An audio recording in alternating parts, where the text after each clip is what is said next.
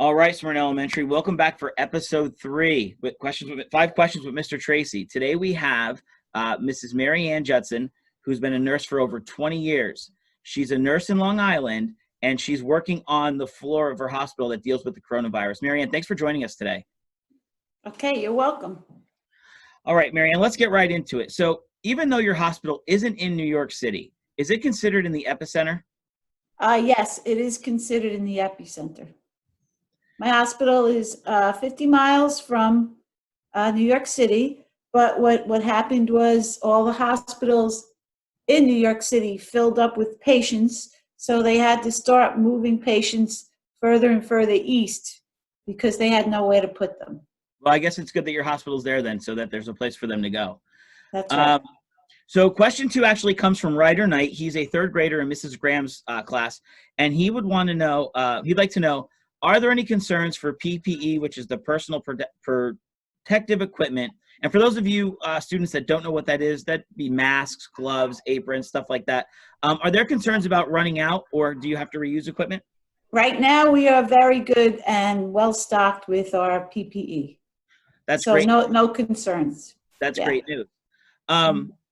So question 3 is, we all appreciate how hard you're working to help the sick people right now. What can the students of Smyrna Elementary do to help nurses out?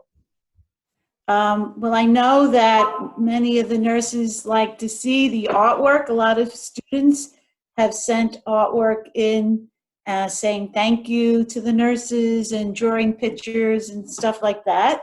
That brings a smile to our faces reading these things, and the hospital posts them on a wall so that everyone can see them.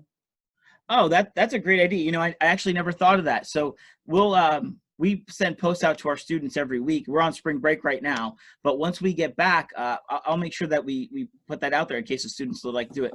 I know that even my children love to make pictures and send them to people. And the other thing that nurses like a lot is food.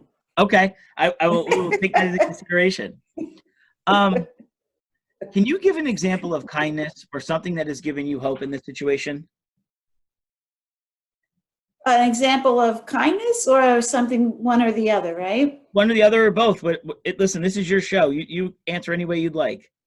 So something that's giving us hope, a lot of the nurses it's not just nurses, it's doctors, it's therapists, it's everybody in the hospital. And one of the things that gives us hope is they started posting in a visible area in the lobby the amount of patients that have successfully been discharged. Okay. So that number is very high now, so we're very pleased to see it. And the other thing the hospital started doing was every time a COVID patient gets discharged, they play a jingle, like an identifiable jingle. So people stop, they hear, they say, all right, another patient's discharged. Well, I'm sure that's due to all your hard work, and so we appreciate you and all the other nurses at your hospital pushing everybody towards getting better. The last question I have for you is, what medical advice can you give the students of Smyrna Elementary as they're dealing with stuff like this? I guess so, keep them safe. Right, the students should wash their hands very well, 20 seconds, very important.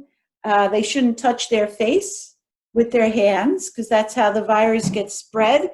And it's very, very important to follow the social distancing rules, which is 6 feet away, and to stay at home. So all those things together are helping stop the spread of the virus. All right. Well, those are our 5 questions. We appreciate you coming on. We know you're so busy. I hope you and your family had a happy Easter. And we'll see if we can work on some of those pictures for you and the rest of your nurses. Okay. Thanks, David. All right. Thank you. Okay. Bye.